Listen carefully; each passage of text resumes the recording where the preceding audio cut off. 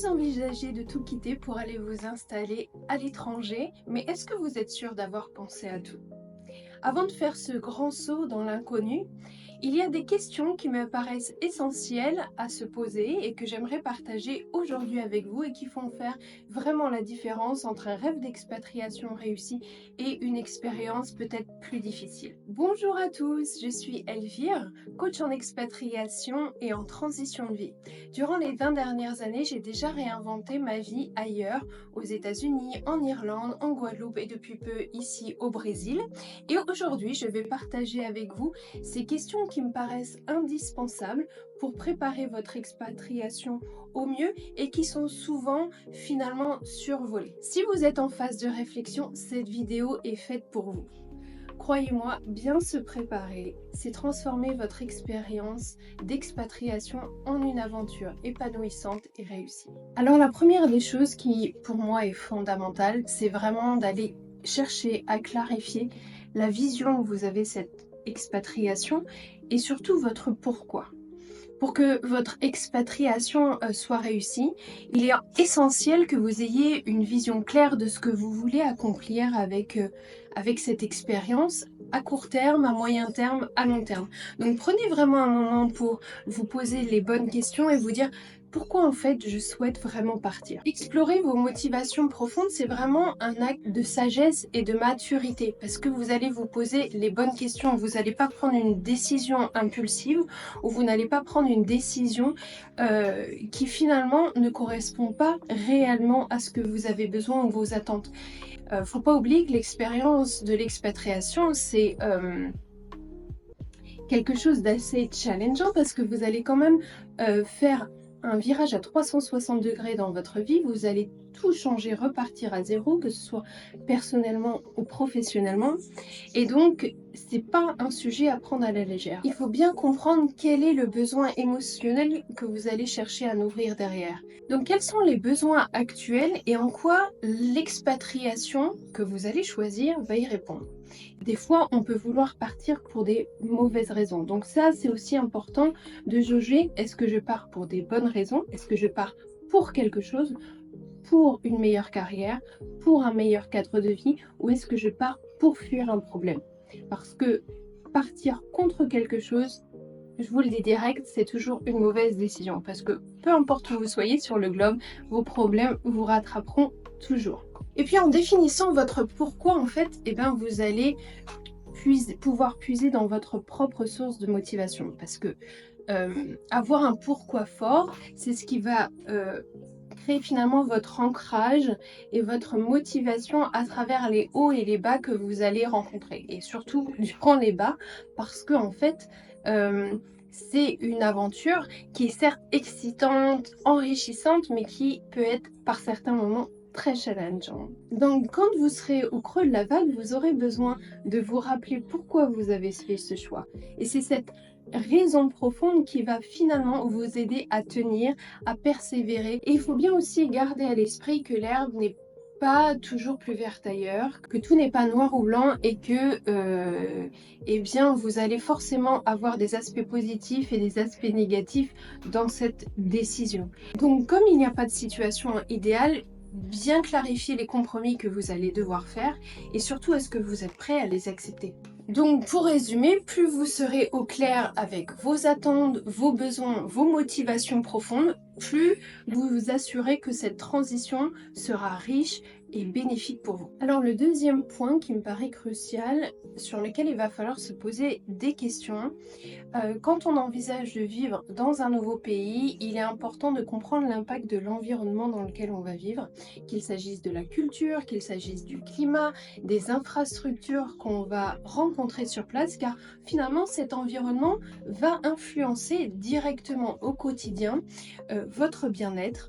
Il va influencer votre capacité à vous sentir bien, à vous sentir véritablement chez vous. La question que moi je me poserais, ce serait déjà de définir qu'est-ce que ça signifie pour moi se sentir chez moi. Parce qu'on a tous une perception différente sur le sujet.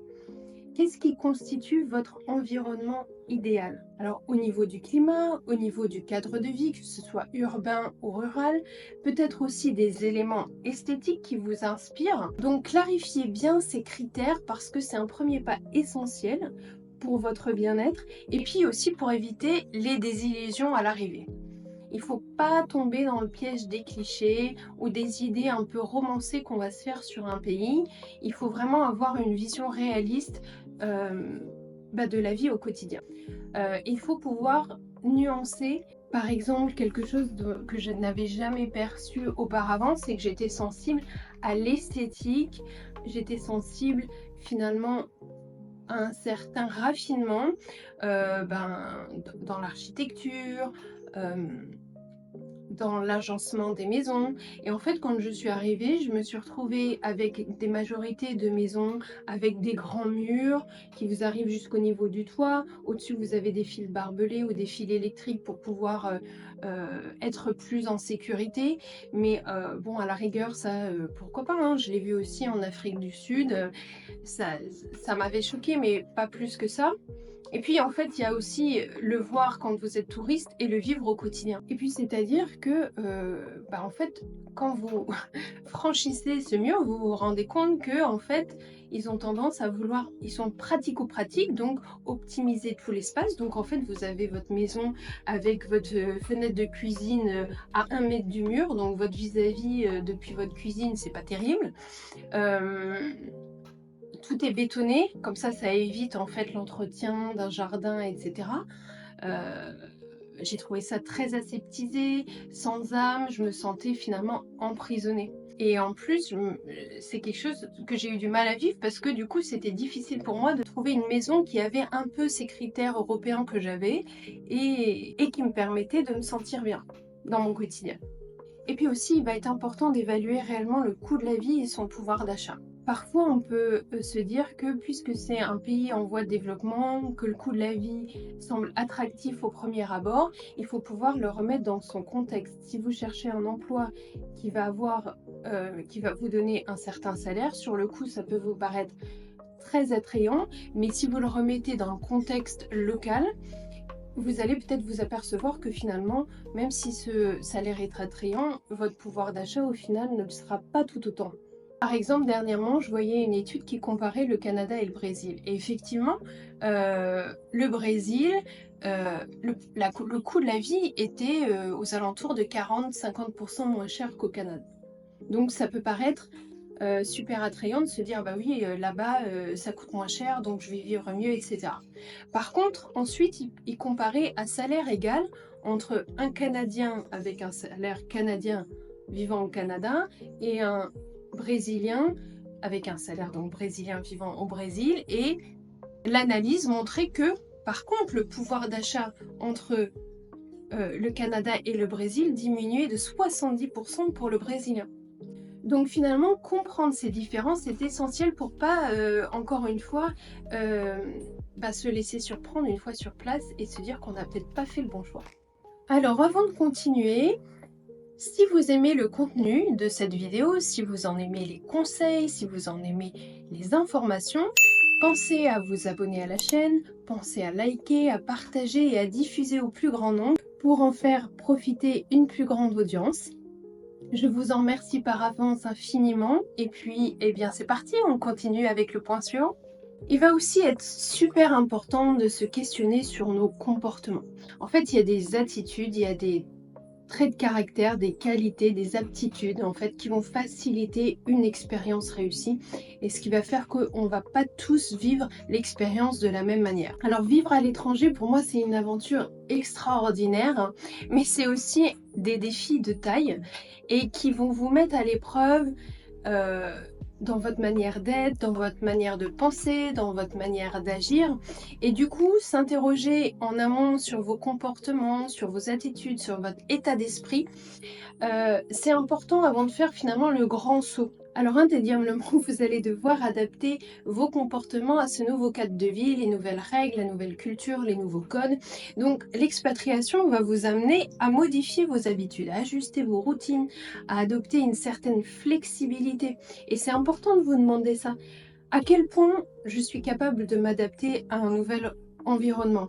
À quel point je sais vivre et me réinventer lorsque tous mes repères sont différents? La clé d'une transition réussie, elle va résider dans votre capacité à accepter que tout ne sera pas sous votre contrôle, qu'il va falloir gérer les imprévus et à naviguer dans un environnement inconnu. Donc, voilà. Est-ce que vous en avez la capacité? Est-ce que je suis flexible? Est-ce que je suis adaptable? Est-ce que je sais lâcher prise? Est-ce que je sais sortir de ma zone de confort? Pareil, quand on parle de comportement, par exemple, lorsque vous allez vous expatrier, vous allez devoir reconstruire tout un réseau social.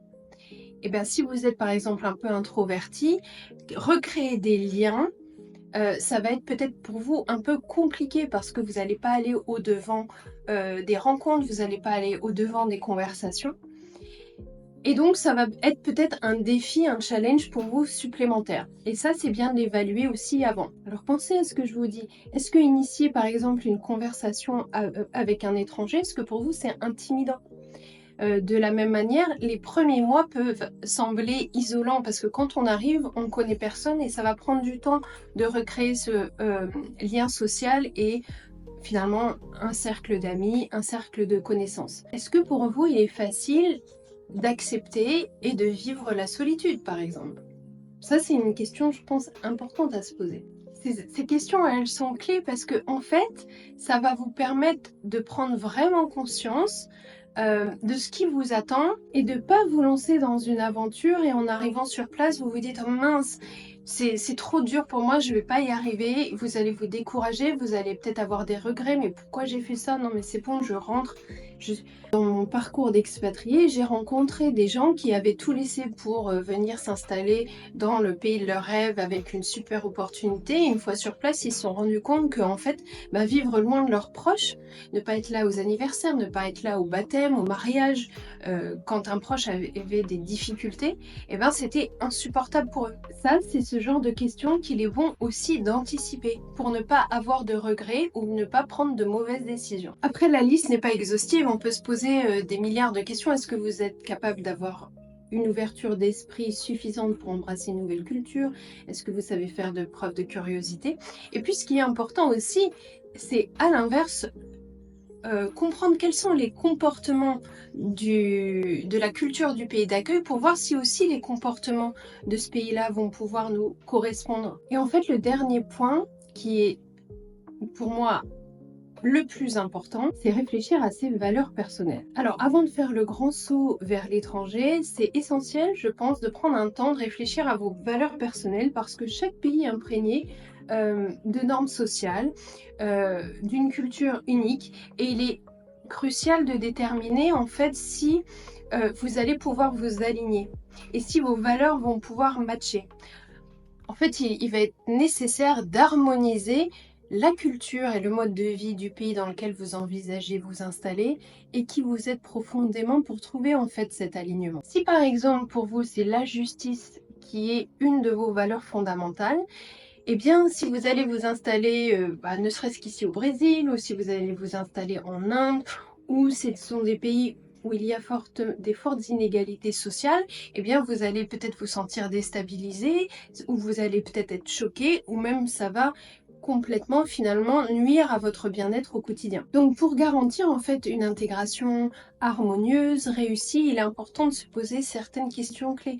Mes valeurs personnelles correspondent-elles à celles du pays? Suis-je à l'aise avec la vision que ce pays a des droits humains, des libertés individuelles, de la justice sociale, etc. Et donc une fois que vous aurez fini cette introspection, cette réflexion que je vous invite réellement à faire avec sérieux parce que pour l'avoir vécu plusieurs fois, c'est vraiment pas un choix anodin de s'expatrier. Il y a vraiment de gros challenges à relever. Eh bien, vous allez pouvoir déterminer quel est le gap, le fossé finalement entre vos capacités, entre qui vous êtes et puis ce que le pays d'accueil par sa culture, par son environnement va exiger de vous en termes d'adaptation et en termes d'intégration. Et donc cela, ça va vous permettre de vous dire ok, là, je veux aller dans ce pays-là, mais par contre, ça va me demander beaucoup d'efforts pour m'adapter, ou au contrario, ça va me demander très peu d'efforts.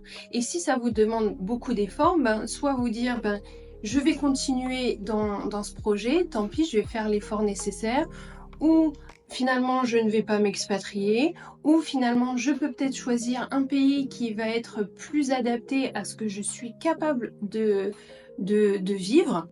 Donc c'est super important de se poser la question, quelles sont les adaptations qui vont être nécessaires pour m'intégrer dans ce nouvel environnement?